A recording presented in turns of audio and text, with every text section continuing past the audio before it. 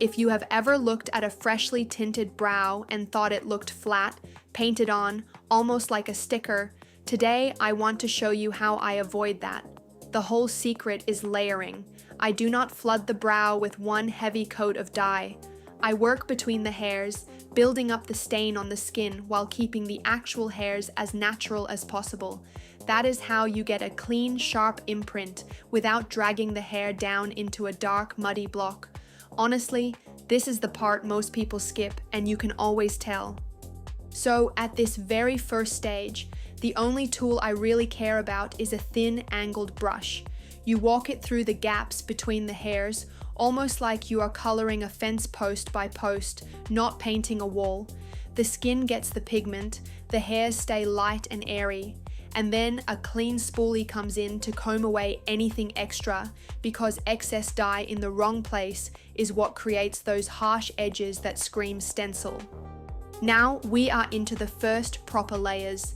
I always start where the brow needs to be the most defined, and that is the apex and the tail. These are the points that hold the shape of the whole face. If you only remember one thing, remember this.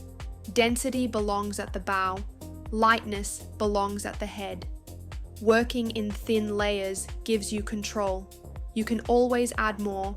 You can never take it back once it stains. You see how I keep returning to the same area with very small amounts of product? That is intentional. Each pass is about half the saturation you actually want. I would rather build it slowly than go too dark in one move. And every single time, the spoolie follows the brush. Apply, comb, apply, comb. That rhythm is what stops the pigment from pooling on the hair fibers.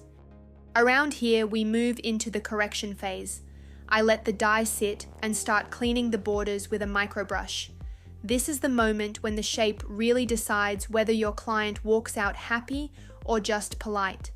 A microbrush is sharper than any cotton bud, and it lets me carve a crisp lower line without disturbing the freshly stained skin above it. Have you ever wondered why a brow can look great in the chair, but weird in a selfie an hour later? Most of the time, it is because nobody cleaned the contours properly. Bad outlines do not forgive, so at this stage you take your time, sharpen the tail, tidy the bottom edge, lift the head a little. Trust me, those tiny corrections are what separates a 5-minute job from real artistry. Now I add the final layer over the whole brow. This is where I check the depth one more time and decide if any zone needs an extra kiss of pigment. Usually the tail asks for a little more, because that is the part that fades the fastest on most skin types. And while I do this, I am still cleaning the form in parallel, because the dye is alive on the skin and you have to guide it.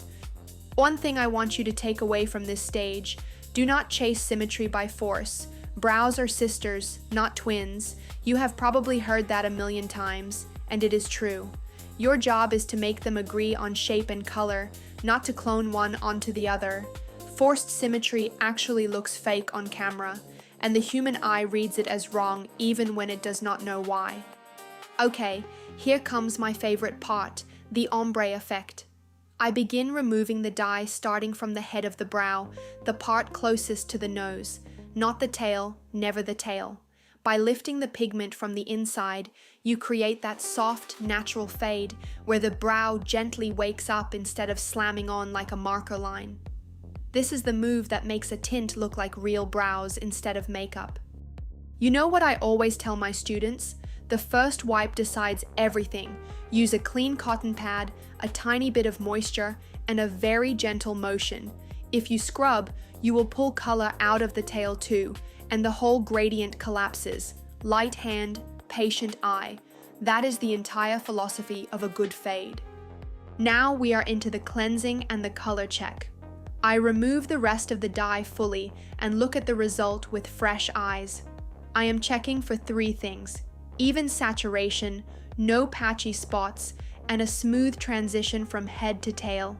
If I see anything off, I fix it now, because once you walk the client to the mirror, the magic moment has to be already there. At this stage, I usually take a step back from the face. Literally, I lean back and look at the brows from a distance, the way other people will see them in real life. Up close, every tiny imperfection feels huge. From a meter away, you instantly understand if the shape is balanced. This is a small habit, but it has saved so many of my works. And finally, we land on the styling.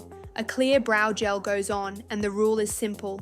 Brush down first to coat every hair from underneath, then brush up to set the shape.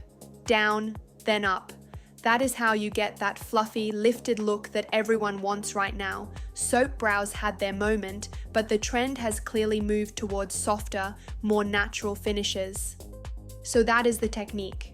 Layering instead of flooding, control instead of speed, ombre instead of stamp. If you take only one idea from this video, let it be this. In our profession, patience is not a virtue, it is a tool. The best brow artists I know are not the fastest. They are the ones who notice the small things and respect them. Thank you for watching, and I will see you in the next one.